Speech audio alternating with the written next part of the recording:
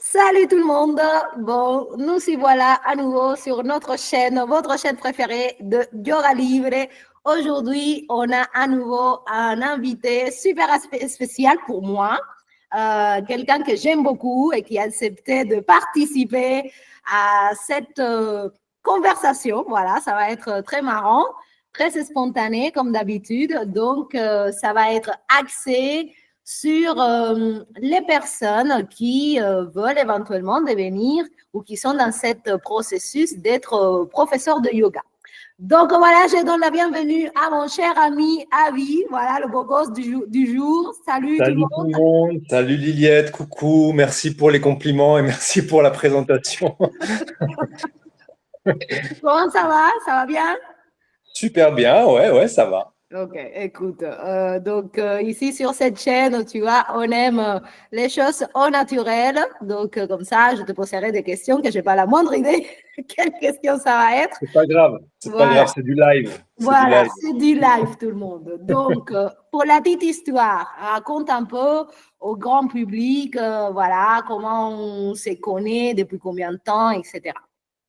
Oula, ça va prendre du temps alors, si Ouais. je commence à parler de tout ça. Non, je vais la faire court, je vais la faire court. Depuis quand on se connaît? Je pense une bonne dizaine d'années maintenant, voire même presque un peu plus, je sais pas, je ne vois pas le temps passer, mais ça doit être au moins 10 ans. Ouais. On s'est rencontrés, bon, j'allais pas dire par hasard parce que le hasard n'existe pas, mais on s'est rencontrés dans un tout autre contexte. À l'époque, je travaillais comme voiturier dans un petit hôtel à Saint-Paul-de-Vence et toi, tu te baladais par là et on s'est croisés et Et voilà. voilà. La vie Voilà, nous a joints à ce moment-là. c'est ça, Voilà. Et donc, c'est ça. La depuis, connexion s'est faite. voilà. Et depuis, voilà, il a évolué de son côté, moi du mien, mais on a toujours resté très connectés, on va dire. Donc, aujourd'hui, tu as toute une autre réalité. Tu n'es plus voiturier. Voilà. Bien sûr. Raconte-nous un petit peu pour que les gens te connaissent. Bien sûr. Alors, qu'est-ce que je peux dire? C'est toujours un peu difficile de parler de soi. En gros, j'ai un parcours qui est assez, on va dire, assez chargé professionnellement. J'ai fait beaucoup de choses dans ma vie. Je me suis cherché pendant des années. Et pendant la vague du Covid que tout le monde a connue, on a tous été un peu on va dire, on s'est tous demandé ce qu'on faisait là. On s'est tous demandé si Sauf on allait moi, s'en moi, sortir. moi, ça va. Oui, c'est vrai. Après, il y en a qui ont super bien vécu la chose. Moi, j'ai bien vécu la chose aussi, hein. Ça a été une super bonne révélation, justement, cette époque-là. Et finalement, voilà, on a décidé de faire autre chose. Donc, moi, j'ai pris une tournure différente parce à cette époque-là, je pratiquais déjà le yoga depuis un certain temps, depuis quelques mois, on va dire, voire un an, 2 ans. Et je me suis dit, ben voilà, tout se concordait pour que je fasse de ça mon activité principale, on va dire. Mhm. Donc voilà, j'ai commencé à enseigner petit à petit. Et voilà, j'ai croisé, bon, comme on était en contact, bien sûr, ça faisait quelques temps que tu avais ton studio, que tu avais tes élèves, que ça marchait bien pour toi, que tu étais installé à Lyon, tout ça. Et vu qu'on se connaissait bien, bah, du coup, toi et Pascal, vous m'avez invité plusieurs fois à venir vous voir à Lyon pour pratiquer ensemble, pour apprendre ensemble. Vous m'avez Vous enseigné pas mal de transpirez, choses. vous transpirez Pour ensemble. transpirer, oui, beaucoup transpiré. On a beaucoup transpiré, effectivement. Alors, j'en ai chié, hein, j'en ai chié Ouais. pour dire la vérité. Voilà, c'était pas facile, mais c'était nécessaire pour obtenir une transformation. Et comme dans toute transformation, il y a friction quelque part. Mhm. Et voilà, on a continué notre chemin, chacun de son côté. Et Oui, parce petit à petit, qu'en fait, on a failli avec Pascal ouvrir un studio à Nice, juste avant que parce qu'il habite là-bas à Nice, dans le sud.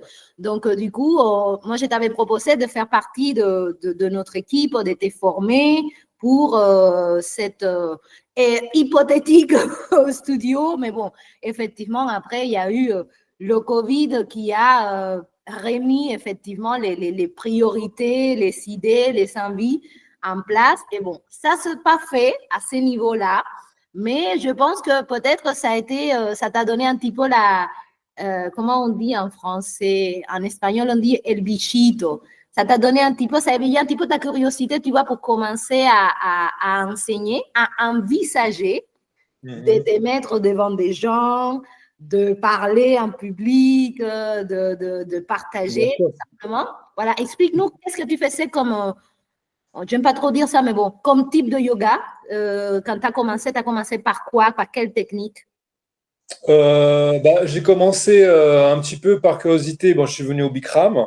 C'était le premier cours de yoga, je me rappelle. Le premier cours, c'était un cours de Bikram, là où tu connaissais le studio qui n'existe plus sur Nice. Et j'en ai fait 2 ou 3 comme ça. Bon, je pensais que j'étais au bout de ma vie à la fin du premier. Et, mais je sentais que ça m'a fait beaucoup de bien au corps parce que, bon, si vous connaissez pas le Bikram, bon, pour ceux qui ne connaissent pas, c'est du yoga dans une salle chauffée à presque 40 degrés où on fait des postures assez, on va dire, assez poussées. Et voilà, on se dépasse au maximum. Alors, quand on est raide comme un piqué, comme moi je l'ai été à cette époque-là, et qu'on est un petit peu, voilà, un petit peu trop dans le feu, on va dire, de l'action, on sort de là avec une tête à l'envers, quoi. Donc, moi, j'étais dans un état pas possible. Et donc, j'en ai fait 2 ou 3 et ça m'a fait beaucoup de bien, mais je sentais que après le cours, il y avait des choses qui remontaient. C'était bizarre parce que juste après, bon, je sentais que c'était super agréable comme sensation, mais quelques heures, voire quelques jours après, ça faisait un peu remonter les poubelles. Ouais, la cochonnerie, ça sortait. Voilà, c'était un peu du nettoyage à l'intérieur. Et moi, je ne sentais pas trop que ça me convenait bien au final, sur la longueur. Et à cette époque-là, je voyageais pas mal. Donc, je suis parti en Thaïlande. En Thaïlande, je suis tombé sur un super endroit sur l'île de Koh Phangan. Et j'ai fait une retraite de yoga pendant 3 semaines à peu près. Je devais y aller pendant une semaine. Finalement, je suis resté 2 semaines de plus. Et à partir de là, voilà, j'ai essayé plein de types de yoga différents, de styles de yoga différents, avec plusieurs professeurs. Et depuis, j'ai pas arrêté. Donc, je suis rentré en France.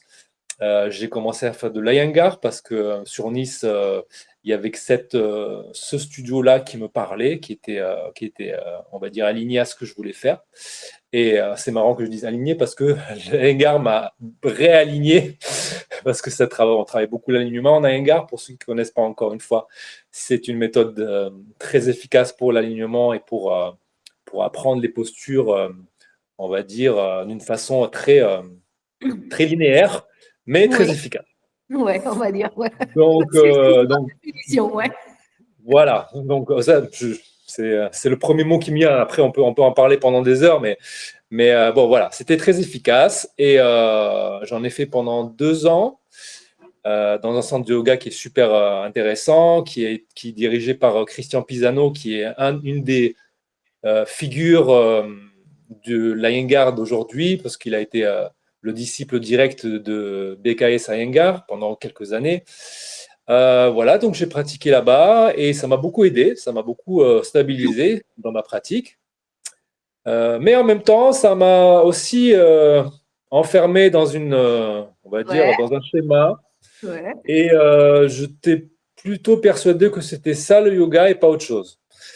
Et en essayant d'autres types de yoga, bien sûr, j'ai fait un peu n'importe quoi. Je me suis blessé. J'ai fait ça un peu à ma sauce. J'ai fait un peu de l'Ashtanga Vinyasa, mais à l'époque, je faisais plus ça pour me prouver à moi-même que j'étais capable de bouger. Donc, je me suis pas mal blessé. Et voilà. Et après, bon, par rapport à mes blessures, toi, t'es tombé au bon moment parce que justement, tu as fait un peu de la mécanique avec moi, on va dire. Voilà, tu m'as aidé à comprendre pourquoi j'ai été rigide, pourquoi j'étais pas souple du tout, mais la souplesse du corps, c'était une chose, la souplesse mentale, ça en était une autre. Et voilà. Et donc, il y a eu ce parcours aussi d'assouplissement mental, en fait, que… Ouais, c'est là où effectivement, parce que c'est vrai que là, ici, dans la chaîne, j'ai fait une vidéo dernièrement, comment, pour moi, en tout cas, la souplesse, c'était plutôt d'abord, hein, en tout cas, un état d'esprit, une pensée, une façon d'accepter tout simplement d'être souple. Et c'est vrai que tu as été un bon cobaye à ce niveau-là, maintenant que j'y pense, parce qu'on a beaucoup échangé. On n'a pas, toi, tu n'as pas énormément pratiqué avec nous, mais c'est vrai qu'on a eu quand même des échanges à ces sujets-là parce que quand on t'a revu à Lyon, qu'on t'a invité pour venir, moi, la première chose que j'ai remarqué, c'est que tu bougeais d'une façon très rigide, en fait. Et bon, nous, on était dans un autre style, on était dans un autre mood. Et c'est peut-être pour ça que tu l'as senti passer, parce que effectivement, nous, ce qu'on voulait, c'était amener les gens à retrouver la mobilité, la liberté. Et du coup, oui, tu as commencé là à accepter peut-être d'autres informations que jusque-là avaient du mal à passer dans ton cerveau, peut-être envisager d'autres formes de pratiques qui peut-être te correspondaient un peu plus. Est-ce que tu crois que c'est un peu ça qui s'est passé?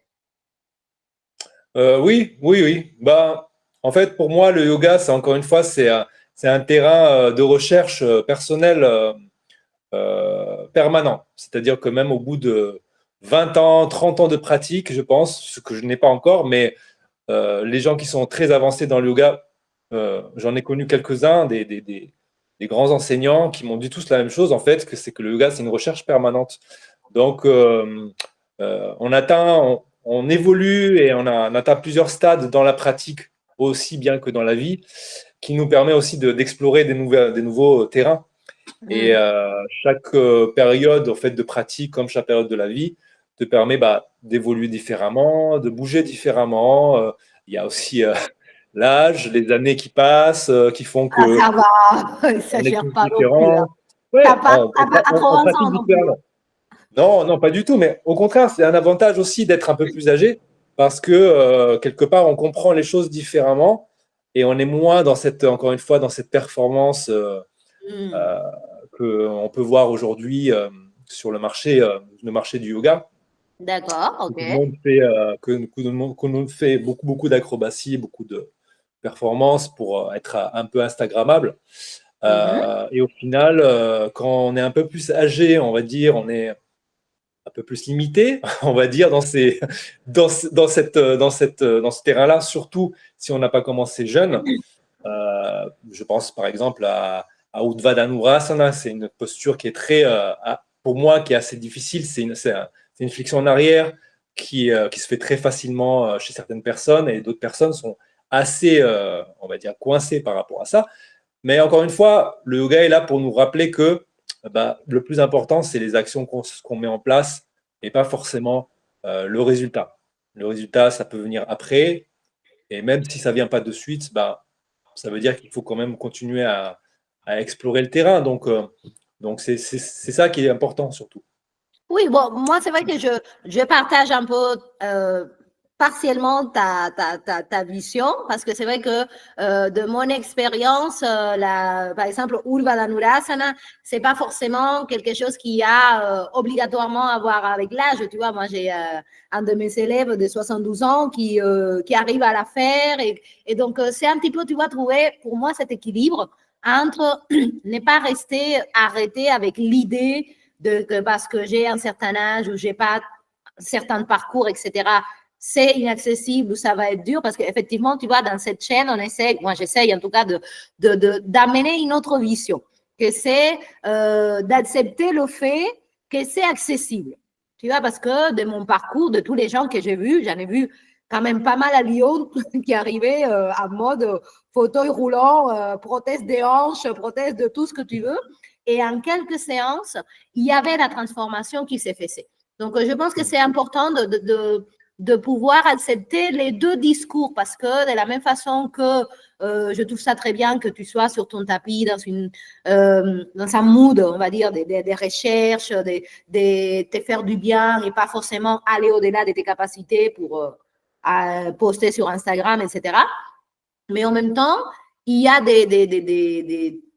des caps que tu peux passer et qui sont tout à fait accessibles. Voilà, d'ailleurs, je t'invite à prendre quelques séances avec moi et le problème sera réglé, à mon avis, parce que c'est vrai qu'à chaque fois, voilà, pour être tout à fait honnête, Ali, il a suivi d'autres enseignements. Sont pas, on a beaucoup échangé et tout ça, mais en tant qu'ami, pas vraiment peut-être en tant que un truc professionnel. On a beaucoup échangé avec toi, partagé avec toi les choses qu'à Pascal et à moi, ça nous faisait du bien. Mais tu as été un peu influencé par d'autres courants qui sont aussi valables, qui font la personne qui était aujourd'hui.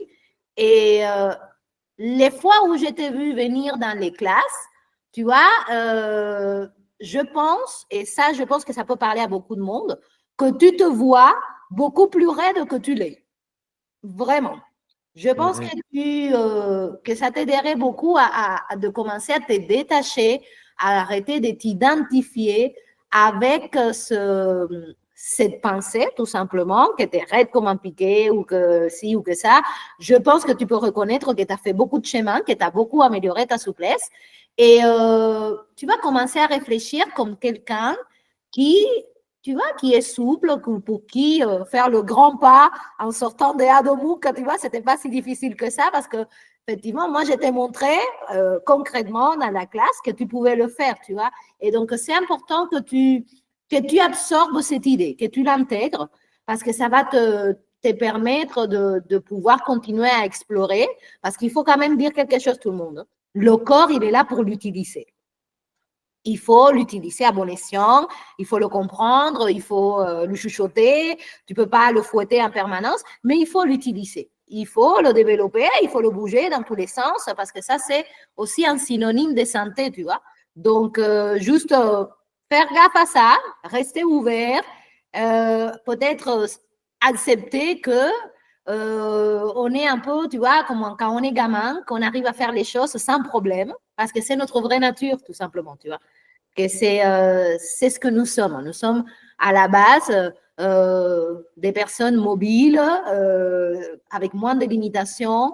Souvent, on les nourrit avec notre dialogue interne, on les nourrit dans notre tête et ça crée notre réalité ensuite.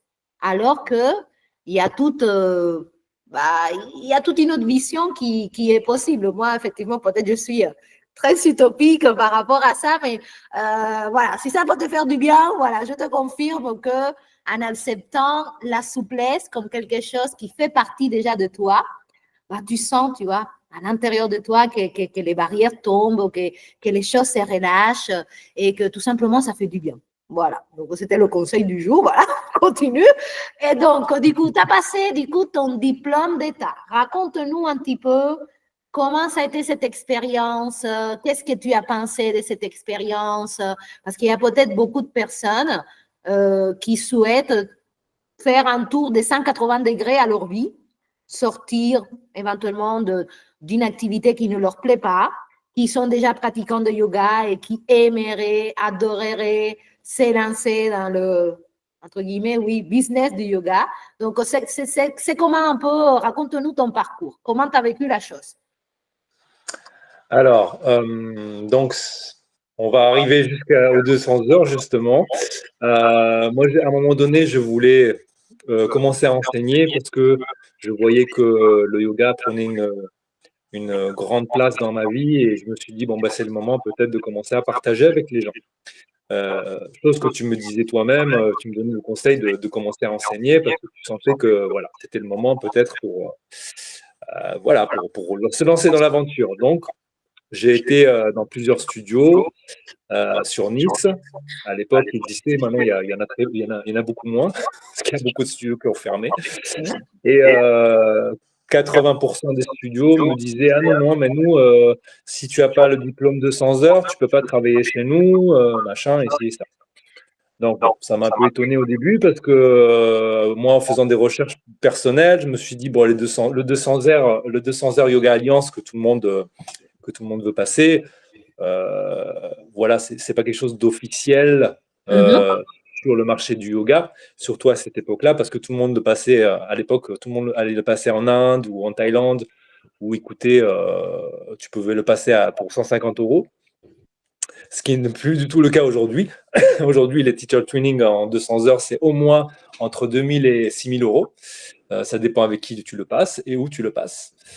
Donc, c'est devenu un gros business. Mais bon, bref, je vais revenir à ça plus tard. Pour moi, je devais absolument le passer pour avoir ces places. Donc, je me suis dit, bah, il faut que je fasse un 200 heures. En fait, pour qu'on comprenne bien, c'est que tu étais confronté à des gens qui ne te permettaient pas d'enseigner si tu n'avais pas ce diplôme. C'est bien ça. C'est ça qui t'a poussé à passer le 200 heures. Oui, bah, déjà, c'était une grosse partie. L'autre partie, c'était aussi pour mon enrichissement personnel, parce qu'à l'époque où j'ai fait mon 200 heures, effectivement, bah, j'avais un peu oublié cette envie d'enseigner et je voulais plus le faire pour moi et aussi pour rencontrer la personne avec qui je l'ai fait. Parce que la personne avec qui je l'ai fait, c'est un ami maintenant, c'est un ami qu'on a en commun, il s'appelle Mathieu Boldron. Et à l'époque, je ne le connaissais pas du tout. C'est toi qui me l'as, on va dire, conseillé, suggéré, parce que tu me disais, bah tiens, Mathieu, je le connais parce que j'ai travaillé avec lui sur la tournée du Roi Lion à l'époque. Comme toi, tu étais danseuse et lui, il était chanteur. Vous vous êtes rencontrés là-bas. Et à l'époque, il faisait beaucoup de promos sur Instagram, il faisait des cours gratuits, tout ça. Et donc, je lui dis, bon, pourquoi pas essayer, voir un peu ce que ça donne. Surtout que moi, dans ma tête, je devais aller absolument voyager en Inde pour la faire. C'était mon but ultime. Chose qui ne s'est jamais faite d'ailleurs. C'est intéressant ce qu'il dit parce que je ne sais pas si les gens, ils arrivent, excuse-moi que je te coupe, de voir comment les croyances qu'on a sont en train de déterminer tout ce qui se passe dans notre vie. Toi, tu étais certain que tu devais aller en Inde ou que tu devais faire ci ou faire ça. Donc, c'est juste une parenthèse, mais pour que les gens ils se rendent compte de comment ce qu'on croit au plus profondément de nous-mêmes devient une réalité. Donc, voilà, continue. Parce que ça, c'est intéressant. Parce qu'en fait, je pense que moi, je venais d'un milieu, avant, j'étais dans l'hôtellerie, le tourisme, la restauration, et c'est un milieu qui est très rigoureux, il y a beaucoup de discipline dans ce milieu-là. Et je voulais vraiment faire ce qu'il y a de mieux pour être, on va dire, devenir du mieux possible, atteindre des sommets assez rapidement et avoir un niveau, on va dire, un bon niveau pour pouvoir enseigner. Donc, c'est pour ça que dans ma tête, il fallait absolument que je fasse quelque chose, que j'apprenne quelque chose. Donc, ça passait par le diplôme du 200 heures. Alors, il y avait possibilité de le faire en ligne, mais à l'époque, ça ne me parlait pas du tout. Moi, j'étais plus quelqu'un de présentiel. Je voulais vraiment aller voir la personne. En plus, tu l'es toujours. Voilà. Oui, je le suis toujours un petit peu. J'aime bien le contact humain. Donc, voilà, je préfère voir la personne que d'être derrière un écran. Mais voilà, aujourd'hui, ça change un petit peu parce que voilà, on s'y met tous petit à petit. Oui, c'est une autre façon de voir les choses. Je pense que tu continues à voir les personnes. Encore une fois, ça revient toujours à cette idée des croyances. Qu'est-ce qu'on estime être? Bien sûr, de toute façon, on est à 80% ce qu'on croit être et les croyances prennent une place très importante dans notre vie, sur notre décision et tout ça. Donc moi, pour toi, ce qui est le plus aligné avec toi, c'était d'aller en personne faire ta formation, c'est ça? Voilà. Donc tout s'est fait tout s'est fait au bon moment. J'ai rencontré cette personne au bon moment. Ça a été un peu challenging parce que du coup, il offrait un 200 heures, enfin, il faisait un 200 heures en présentiel à Paris, alors que c'était quelqu'un qui habitait aux États-Unis. C'était exceptionnel de le voir à Paris. Donc, il y a eu tout cet engouement derrière. Je me suis dit, il faut absolument que je le fasse. Et quand j'ai vu le prix, j'ai dit, waouh, ok, ça fait un gros budget quand même. Parce que les 200 heures que j'avais vues en Inde, c'était à 300, 400 euros, tout compris pendant un mois dans un ashram, nourri, logé, au bord du Gange, à Rishikesh ou je ne sais pas où, avec une certification à la fin pour dire que tu peux enseigner 10 styles différents. Enfin bon, voilà, on te vendait beaucoup le package. Ouais. Et je me suis dit non, pourquoi pas aller plutôt à Paris, le faire en présentiel avec cette personne-là que je ne connaissais pas du tout à l'époque. Et je ne le regrette pas de l'avoir fait aujourd'hui, mais ça a été quand même assez difficile de passer par là parce que déjà financièrement, il fallait que je trouve la solution parce que c'était quand même La formation à l'époque coûtait entre 3 et 4 000 euros. C'était sur Paris, il fallait se loger à Paris. Paris, c'est un budget énorme pendant un mois.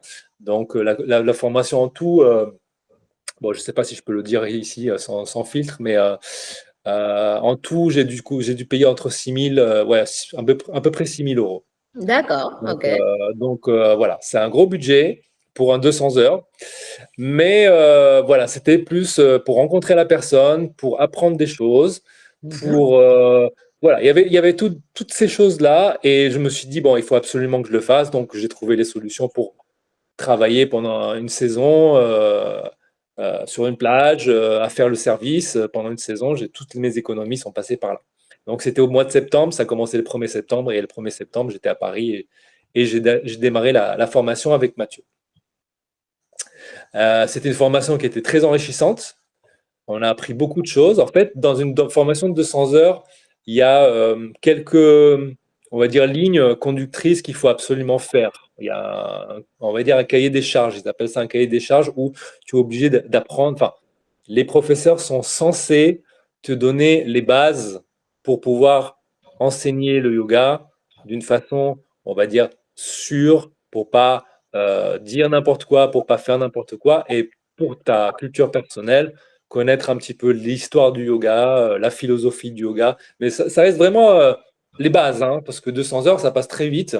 Et finalement, les bases du yoga, bon, ça peut, en quelques mois, si tu as quelques bouquins chez toi, tu peux déjà les bosser en amont. Moi, j'étais arrivé dans ce 200 heures, je connaissais déjà tout le nom des postures. J'avais déjà lu pas mal de bouquins.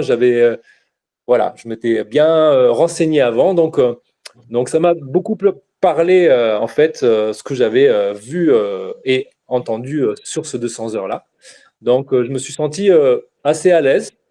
Et Et tu ça trouves m'a. que du coup, pour quelqu'un qui n'avait pas, qui n'aurait pas eu peut-être le même parcours que toi, d'avoir déjà pratiqué, être familier avec le nom des postes, la philosophie, etc., est-ce que ça aurait été autant parlant ou ça, tu as l'impression que peut-être il y avait des gens qui ne Alors, comprenaient pas trop ou que je ne sais pas, tu vois? bon, alors je vais répondre franchement.